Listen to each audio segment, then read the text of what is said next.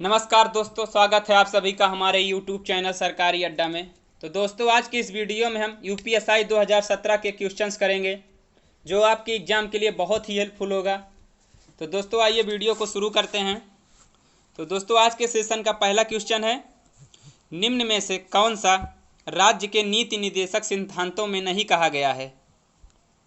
ये दो वाक्य आपके सामने दिख रहे होंगे। इसमें से छांटना है कि कौन सा राज्य के नीति निर्देशक सिद्धांतों में नहीं कहा गया है। तो पहला वाक्य हमारा शिक्षा का अधिकार। दोस्तों, ये हमारा शिक्षा का अधिकार पहले राज्य के नीति निर्देशक सिद्धांतों में अनुच्छेद 45 में इसका वर्णन था। किसमें? अनुच्छेद 45 में।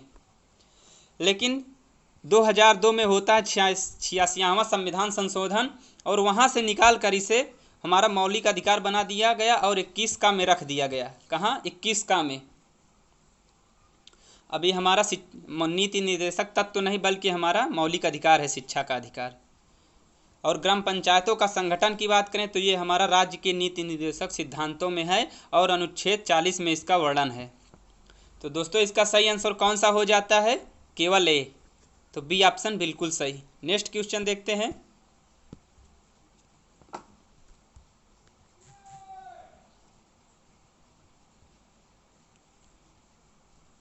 नेक्स्ट क्वेश्चन है, भारतीय संविधान का कौन सा अनुच्छेद यह कहता है कि राज्य देश के पर्यावरण संरक्षण एवं संवर्धन और वन तथा वन्य जीवों की रक्षा करने का प्रयास करेगा?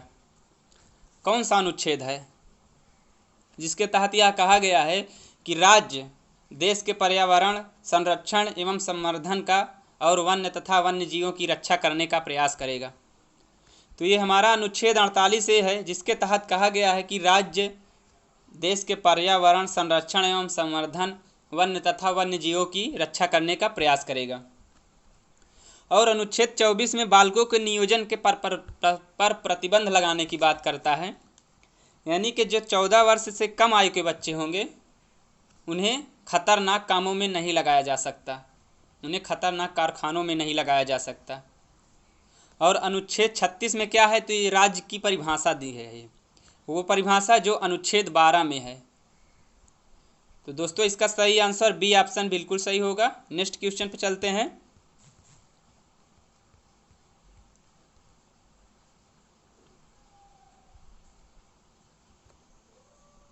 नेक्स्ट क्वेश्चन है, भारतीय संविधान का अनुच्छेद 48 भारत सरकार को आदेश देता है कि वह क्या आदेश देता है? अनुच्छेद 48 तो अनुच्छेद 48 यही कहता है कि गाय एवं बछड़े को वध पर रोक लगाए। यानी कि जो भारत में गाय और बछड़े के वध किया जाता है उनको वध करने से रोका जाए।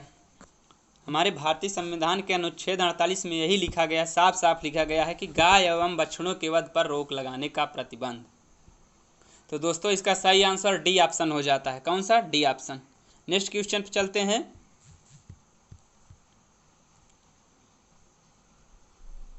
नेक्स्ट क्वेश्चन है, इनमें से कौन विधान परिषद की ताकत के विषय में सही है?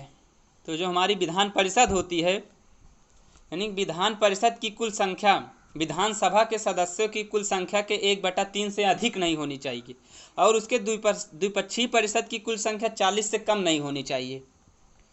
तो दोस्तों, इसमें दोनों ऑप्शन सही है। कौन सा? ए और बी दोनों सही होगा। साफ साफ लिखा है कि विधान परिषद की कुल संख्या विधानसभा के सदस्यों की कुल संख्या के 1/3 से अधिक नहीं होनी चाहिए। बिल्कुल सही है। और बी ऑप्शन है, द्विपक्षीय परिषद की कुल संख्या 40 से कम नहीं होनी चाहिए। तो दोस्तों, इसका करेक्ट आंसर हो जाता है ए और बी दोनों, यानी ए ऑप्शन। नेक्स्ट क्वेश्चन पे चलते हैं। नेक्स्ट क्वेश्चन है, निम्नलिखित में से कौन से राज्य में द्विसदनीय विधायिका है? तो वर्तमान की बात करें तो हमारे भारत के 6 राज्यों में द्विसदनीय व्यवस्था यानी द्विसदनीय विधायिका है हमारे भारत के 6 राज्यों में, जिसमें आता है आपका यूपी, बिहार आ जाता है, महाराष्ट्र आ जाता है, कर्नाटका आ जाता है, आंध्र प्रदेश आ जाता है और तेलंगाना आ जाता है। तो इस 4 ऑप्शन में कौन सा मिल रहा है? बिहार मिल रहा है हमारा। कौन सा? बिहार। तो इसका सही आंसर कौन सा हो जाता है? Bihar, D option. Next question पे चलते हैं। नेक्स्ट क्वेश्चन है, राज्य में जिला न्यायाधीशों की नियुक्ति कौन करता है? तो राज्य में जिला न्यायाधीशों की नियुक्ति कौन करता है? तो कौन करता है? तो राज्यपाल करता है। और जिला न्यायाधीश यानी कि सत्र न्यायाधीश भी इन्हीं को कहा जाता है। तो दोस्तों इसका सही आंसर कौन सा हो जाता है? सी ऑप्शन, यानी राज्यपाल राज्य के जिला न्यायाधीशों की नियुक्ति करता है। सी ऑप्शन बिल्कुल सही। नेक्स्ट क्वेश्चन पे, नेक्स्ट क्वेश्चन है, भारत में राजनैतिक विकेंद्रीकरण क्या सिद्ध करता है?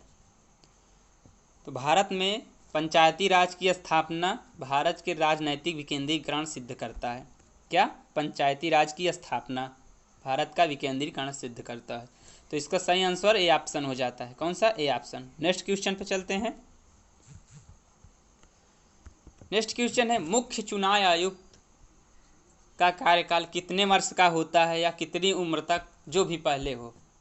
तो मुख्य चुनाव आयुक्त की बात करें तो इसका कार्यकाल 6 वर्ष या 65 साल की उम्र तक होता है। अगर पहले 6 वर्ष पूरा हो जाता है तो इसे अपने पत्र से हट जाएगा, या अगर इसकी उम्र 65 आयु हो जाती है, नहीं या इसकी आयु 65 साल हो जाती है, तब ये अपने पद को छोड़ देगा। तो इसका सही आंसर कौन सा हो जाता है? बी ऑप्शन, यानी 6 और 65। यह 6 यहाँ आ जाएगा और 65 यहाँ आ जाता है। ओके, नेक्स्ट क्वेश्चन पे चलते हैं। नेक्स्ट क्वेश्चन कह रहा है, आज़ादी के बाद भारत में कितनी बार आपातकाल की स्थिति घोषित की गई है? तो आज़ादी के भारत में कितनी बार आपातकाल की स्थिति आई है? तो 3 बार आई है। कितनी बार आई है? 3 बार। ओके, नेक्स्ट क्वेश्चन पे चलते हैं।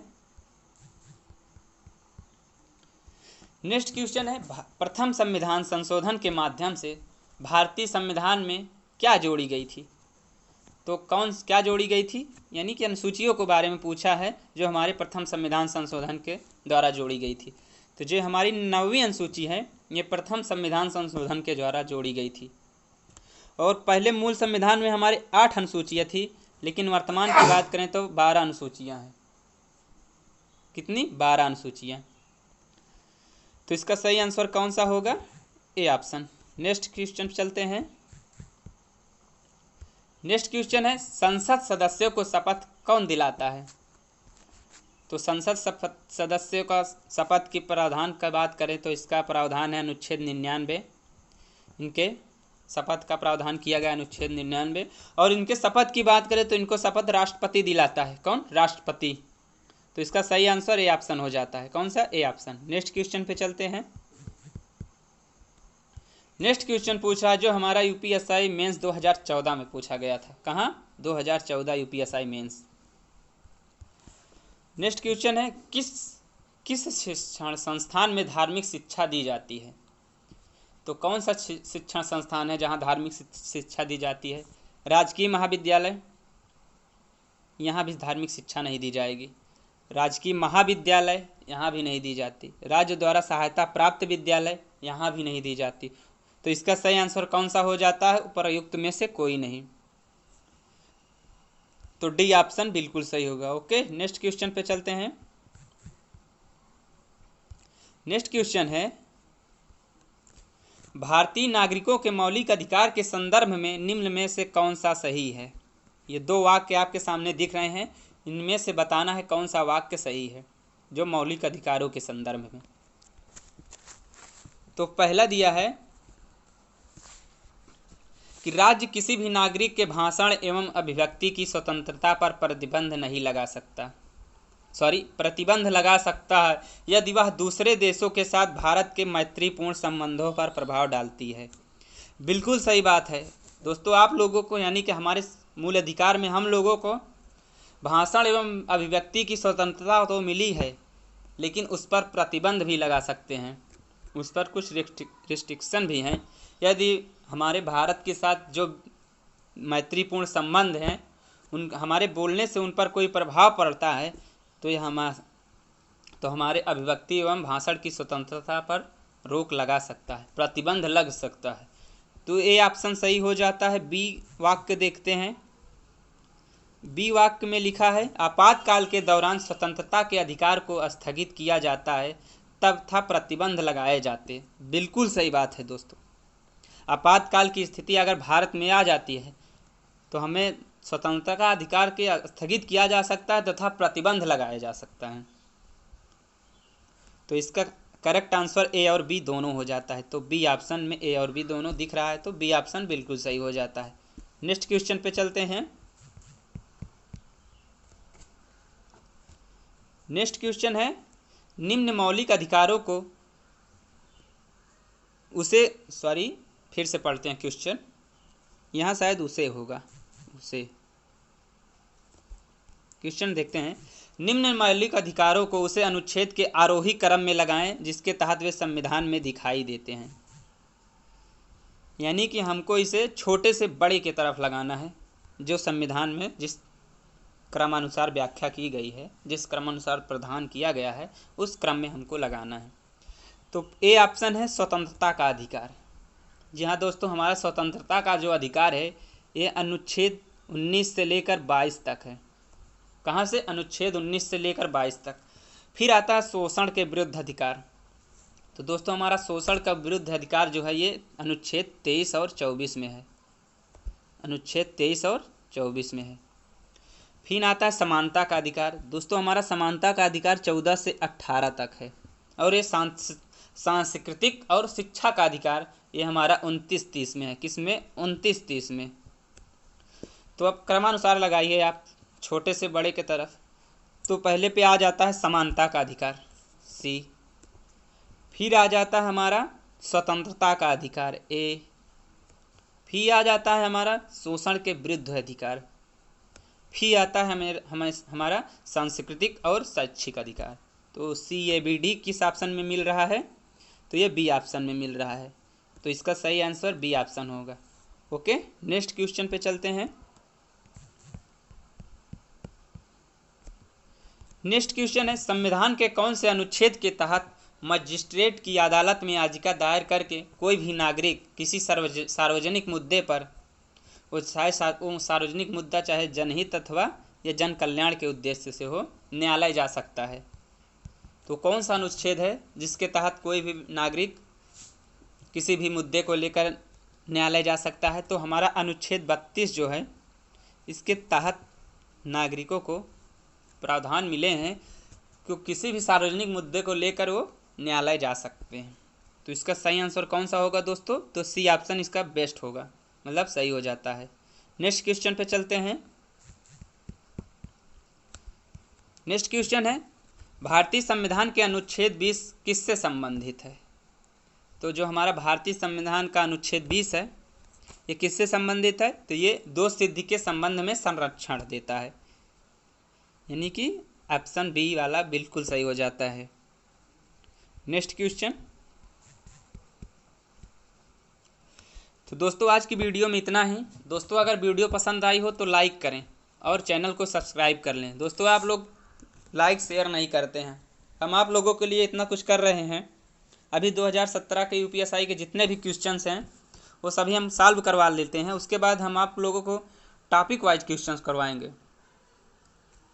तो दोस्तों आप लोग चैनल को सब्सक्राइब करें और खूब ज़्यादा वीडियो को शेयर करें। जय हिंद।